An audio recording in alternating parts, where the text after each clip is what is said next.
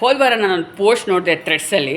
ಅದರಲ್ಲಿ ಏಪ್ರಿಲ್ 4ನೇ ತಾರೀಕು ಬರ್ಕೊಳ್ಳಿ, ಏಪ್ರಿಲ್ 4ನೇ ತಾರೀಕು ಕನ್ನಡಿಗರು ಉತ್ತರ ಭಾರತದವ್ರನ್ನ ಸೋಲಿಸಿರೋ ದಿನ, ವಿಕ್ಟ್ರಿ ಡೇ, ವಿಜಯೋತ್ಸವ ಸೆಲೆಬ್ರೇಟ್ ಮಾಡ್ತಾರಂತೆ.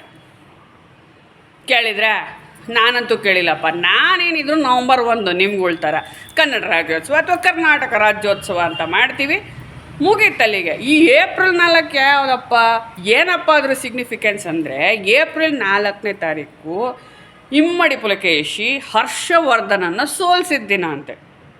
ಇಮ್ಮಡಿ ಪುಲಕೇಶಿ ಹರ್ಷವರ್ಧನನ್ನು ನರ್ಮದಾ ನದಿ ತೀರದಲ್ಲಿ ಸೋಲಿಸಿ ದಕ್ಷಿಣ ಪಥೇಶ್ವರ ಎಂಬ ಬಿರುದು ಪಡೆದುಕೊಂಡನು ಅಂತ 5ನೇ ಕ್ಲಾಸ್ 6ನೇ ಕ್ಲಾಸ್ ಹಿಸ್ಟ್ರಿ ಟೆಕ್ಸ್ಟ್ ಬುಕ್ಕಲ್ಲಿ ಓದಿರ್ತೀರ, ಓದಿ ಮರ್ತಿರ್ತೀರ. ಅದು ಏಪ್ರಿಲ್ 4 ಅಂತ ಗೊತ್ತಿತ್ತಾ? 618 AD ಅಂತ ಗೊತ್ತಿತ್ತಾ?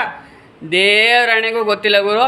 ಮತ್ತು ಅವತ್ತಿನ ದಿನ ವಿಕ್ಟ್ರಿ ಡೇ, ವಿಜಯದ ದಿನ ಅಂತ ಏನಾದರೂ ಆಚರಣೆ ಮಾಡ್ತೀವ ಕನ್ನಡಿಗರು? ಎಲ್ಲಿಂದ ಕಂಡುಹಿಡಿತಾರೋಪ್ಪ ಈ ಥರ ವಿಷಯಗಳು?